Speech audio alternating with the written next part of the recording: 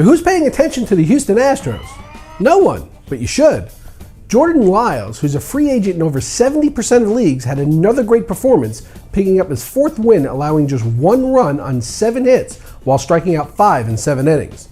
Lyles has now allowed 2 runs or fewer in each of his last 7 starts, lowering his ERA from 6.63 to 3.22. He's scheduled to make his next start against the Cubs. Does anyone believe in Jeremy Bonderman? He's a free agent in about 95% of leagues, and after another solid outing, has now allowed just 2 runs in his past 20 innings. He pitches again on Sunday. Paul Konerko had a 4-hit night with a double in his 27th RBI. He raised his batting average to .248 and could be a great pickup for a summer run if you're looking for underperformers on the cheap. Carlos Ruiz went 1 for 3 in his return from the DL after a hamstring injury. Before that, he missed 25 games for taking a banned substance. Those of you looking for depth at the catching position should consider picking him up. At the thinnest position in the game, Ruiz averaged .302 with 10 home runs and 54 RBI the past 3 seasons and is only playing in 7% of leagues right now. It's often small quality ads like this over the course of the season that make the difference between winning a championship or not. And Marcos Scudero was back in the starting lineup after sitting out 6 straight games due to mallet finger. I don't know what that is. His finger turned into a hammer? Well, wearing a custom splint, Scudero was able to go 2 for 4 and is currently 4th in the National League, batting .335. The Padres are expected to place shortstop Everth Cabrera on the DL with a mild strain of his left hamstring.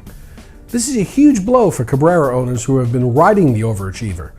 Thanks mostly to his stolen bases, Cabrera is currently ranked 9th in fantasy by performance.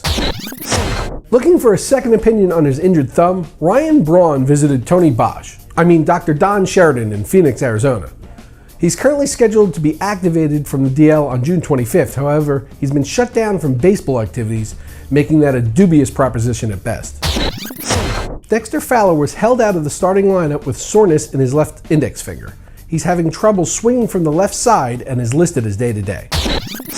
Clay Buchholz was placed on the DL retroactive to June 9th yesterday as it became evident he would not be able to make his start this week.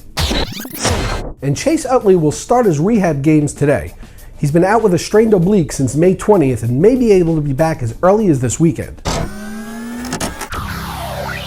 Scott in Rochester, New York writes, I'm in need of some offensive help because of injuries, and the best free agent in my league appears to be Marlon Byrd. What are your thoughts on him? Well, Scotty, Byrd is this year's Scott Hairston. Last season, Hairston hit .263 with 20 home runs and 57 RBI for the Mets in just 377 at-bats. Byrd is on a pace for an even better season, currently tracking at .264 with 27 home runs and 82 RBI in about 450 at-bats. The Mets have just an awful hitting lineup, and he's one of their better hitters. So, playing time should only go up. Pick him up. Zack Wheeler won his first Major League start going 6 innings, striking out 7 while giving up 4 hits, and Mets fans are ecstatic, as well they should be. But as fantasy players, we note that he gave up 5 walks in the game, which is the concern that we had coming into the game, and not one that Wheeler eased. Pitching to a 1.5 whip is begging for trouble. This is probably not something that he'll be able to rectify right away, so be careful when bidding on him.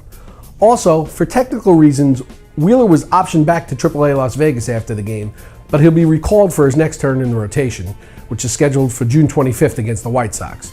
Depending on your league, this may mean that you have to wait to try to pick him up. For RotoExperts, I'm Mike Cardano.